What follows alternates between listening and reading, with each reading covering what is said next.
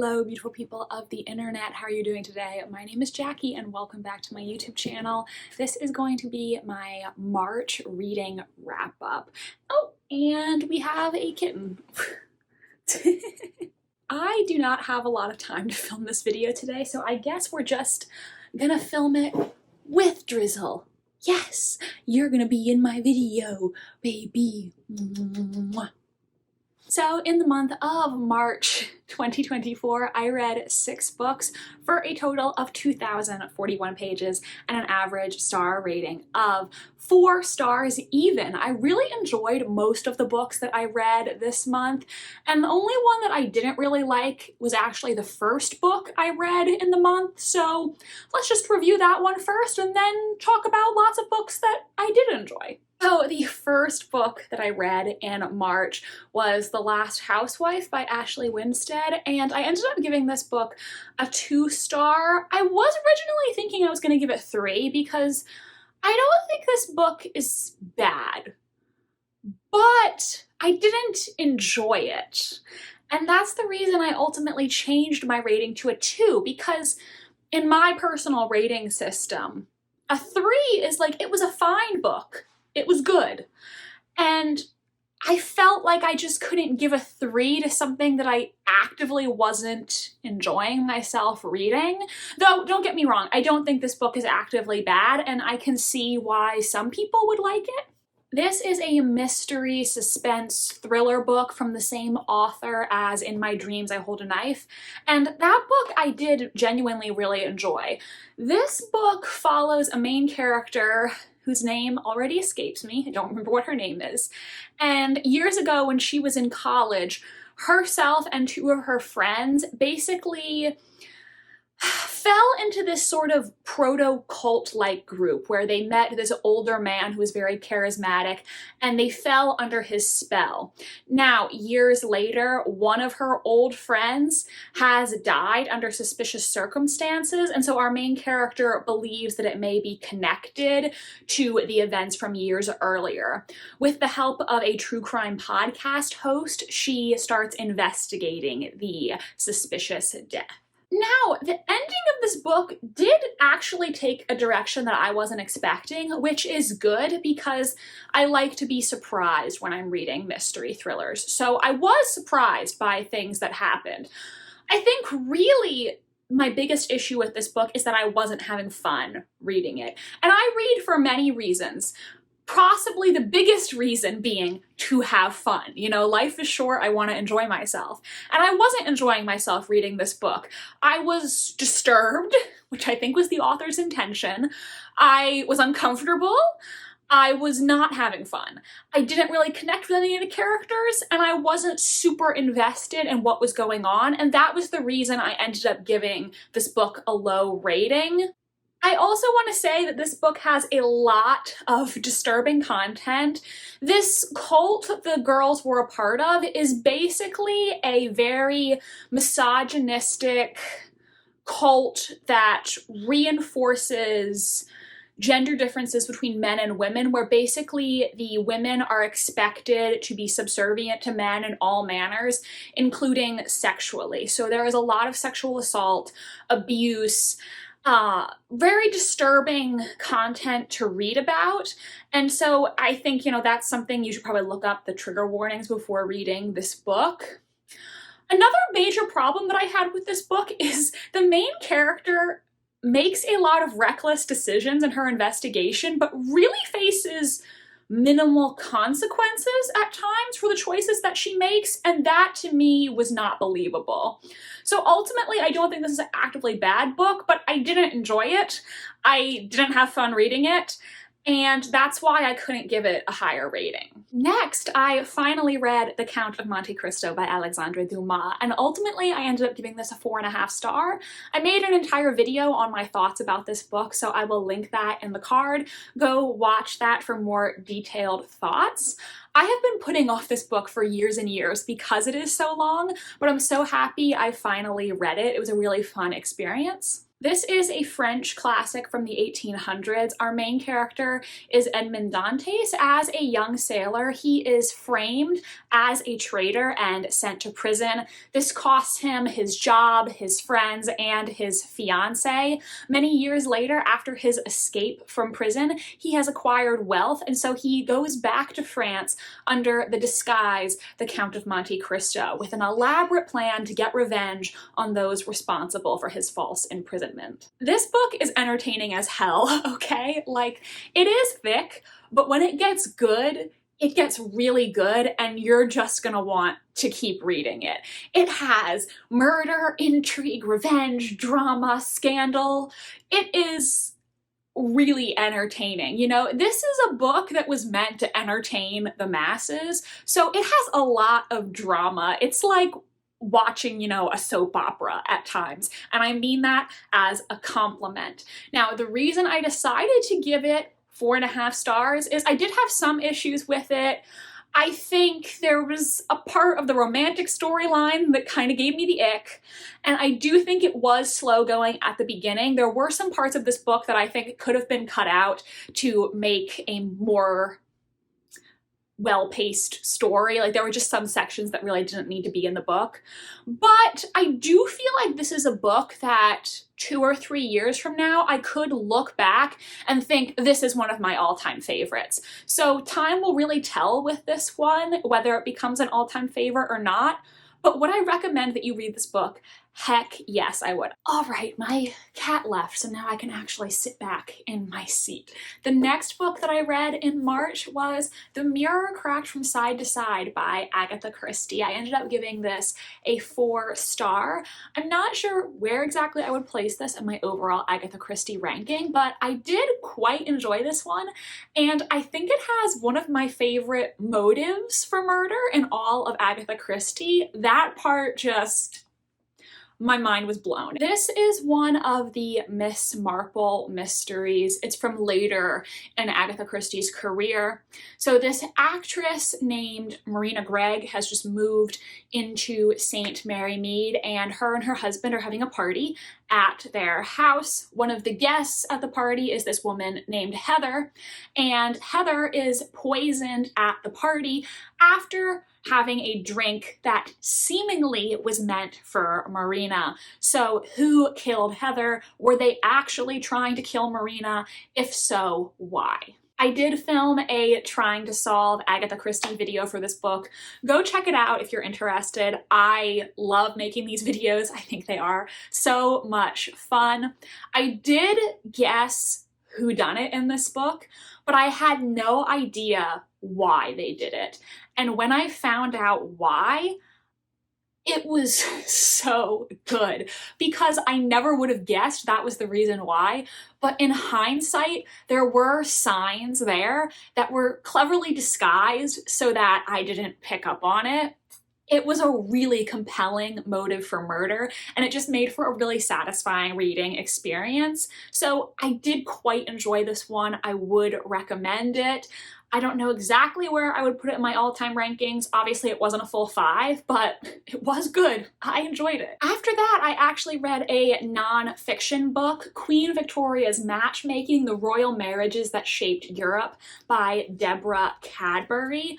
I decided to give this a 4.5 star. I feel like nonfiction is kind of harder for me to rate. I decided to give it a 4.5 because I really did think it was a very enjoyable read. I did have some minor issues with it towards the end, but this is a book that I would recommend if you're interested in the subject matter. This book follows several of Queen Victoria's many grandchildren and talks about the marriages that were made for them, or in some cases, the failed engagements that did not work out, talking about, you know, Queen Victoria's influence and the repercussions they had in European politics in general.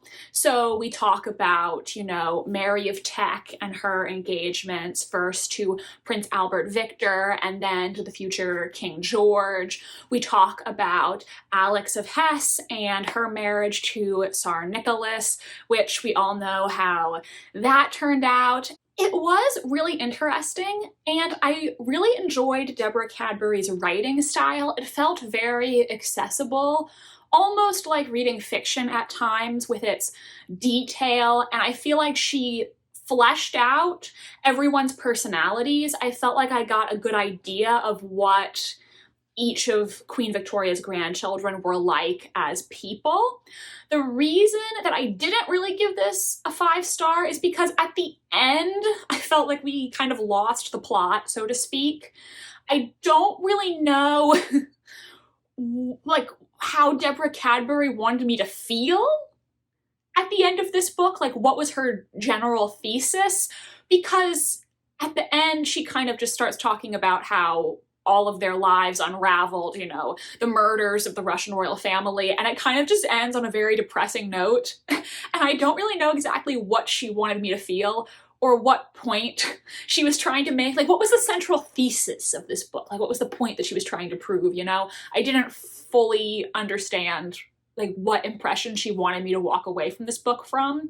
There's also a chapter called Enna and Alfonso about Queen Victoria's granddaughter Enna and her marriage to the King of Spain, Alfonso, but we really don't talk about Enna and Alfonso at all. We're mostly talking about the other grandchildren that we've already met and what happened to them. So I kind of felt like that chapter was a misnomer because I really didn't walk away from it with any new knowledge about Enna and Alfonso, even though they were in the title of the chapter. In my personal opinion, the star of this book is Ella of Hesse. She is someone who I knew nothing about before reading this book. She was the sister of Alex of Hesse, the future Empress Alexandra.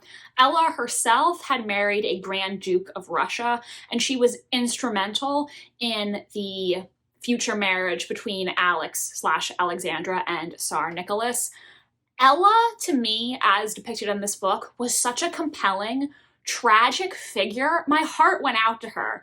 She seemed like a lovely person who all of these horrible things happened to, and I just loved hearing her story. I didn't know anything about her before as a person, and now I really think somebody should write a historical fiction book about her, a book with her as the central character, because her story is so tragic and it was fascinating to read about. I'm actually going to go a bit out of order here and save my favorite book for last. So next I'm going to talk about Love and Fury by Samantha Silva. I gave this 4 stars. This is a historical fiction book that is about Mary Wollstonecraft, who was a very famous early feminist writer and also the mother of the future Mary Shelley. This book is narrated both by Mary Wollstonecraft herself and also by Mrs. B, who is the midwife who comes to attend on Mary while she is giving birth to her second daughter, the future Mary Shelley. Mary Wollstonecraft died shortly after giving birth to her namesake daughter, and so in these 2 perspectives, we're following Mrs. B, who is getting to know Mary and tending to her as she is dying, and then we also have chapters narrated in the first person by Mary, speaking to her infant daughter, basically telling her infant daughter her life story, knowing that she is not going to make it. I would recommend this book to people who enjoyed Hamnet by Maggie O'Farrell. I feel like it has a similar prose, and kind of like that book, it is very sad but also beautiful with, you know, some real feminist elements to it. It was well written, it was compelling, it was sad, and I did also really enjoy the relationship that we got to see between Mary Wollstonecraft and her husband, William Godwin? His first name is William, right? Godwin. I liked the little glimpses of the relationship between the 2 of them that we saw, but I think my biggest complaint is I felt like when the book ended, I was like, no, it can't be over yet. There were more things that I wanted to see. Like, for instance, I wanted to see more of the Mary-Godwin relationship, because in the present timeline, not present timeline, but in the timeline narrated by the midwife, we see that the 2 of them have this very tender relationship. And we find out that when they first met each other, they did not like each other at first. We actually see their first meeting. It was only later when they reconnected that they fell for each other, but we don't get to see them reconnect and fall for each other. And I wish that we had got to see that moment, that we could have seen how they forged their relationship, because what we did see of their relationship I thought was so well written. It was a disappointment to me that the book ended where it did, because I wanted to see like what was going to happen next. And I think it did leave me wanting a little bit in that aspect, but it was a good book, very well written, and I would recommend it if you're looking for a very sad historical fiction book to read. So now let's talk about my favorite book of the month. No surprise, it is The Bullet That Missed by Richard Osman, the third Thursday Murder Club mystery. I gave this book 5 stars. I just love these books, and I thoroughly enjoyed myself while I was reading this one. The Thursday Murder Club series follows a group of British retirees who are all living in the same, retirement village, I think is what they call it in Britain. Every Thursday, they get together to talk about unsolved murders and see if they can solve them. I just love these books. The characters are so delightful, and even though these are murder mysteries, I always feel so happy when I'm reading them. I love Osman's wit. In this book, the Thursday Murder Club is looking into the unsolved death of a local reporter. She seemingly died many years ago, though her body was never found, and it's believed that she was murdered because of this case that she was looking into at the time that she vanished. Initially, I really had my sights set on one character, but then Richard Osman started to make that character look guilty, and obviously when you read a mystery, it's never going to be the person that they start to cast suspicion on, like halfway through the book. That's never going to be the person who did it. So then I turned my attention to a different character, and that ended up being the person who did it. But I was misled a little bit at the beginning. I just love these books. They bring me happiness, and that's really what reading in life is all about. We want to enjoy ourselves in this time on this earth. I love the tone of these. The characters are so memorable. Richard Osman also introduced some other characters in this book who I would like to see in the next installment. I like what they brought to the story. I don't know what to say about this other than it was just a delight. It was so fun. It was witty. It was clever. I just love these books. They are so good. They feel cozy and fun, and I just love them. I don't even know what to say. They're so much fun. Read these if you haven't yet. They're really great books. All right, so that is what I read in the month of March. It is 11:45. I have to leave in half an hour because I'm going to a matinee, so let's wrap this up quickly. Thank you so much for watching this video. If you're still here, let me know in the comment section, what did you read in the month of March? Have you read any of the books that I read this month? If so, I would really like to hear your thoughts in the comment section down below. If you enjoyed this video, please do give it a big thumbs up and hit that subscribe button. It really does help my channel. I post new videos every Wednesday and Sunday, and if you want to follow me on social media, the links are in the description down below. Thank you so much for watching this video today, and I hope you have a stellar rest of your day. Bye, and I'll see you next time.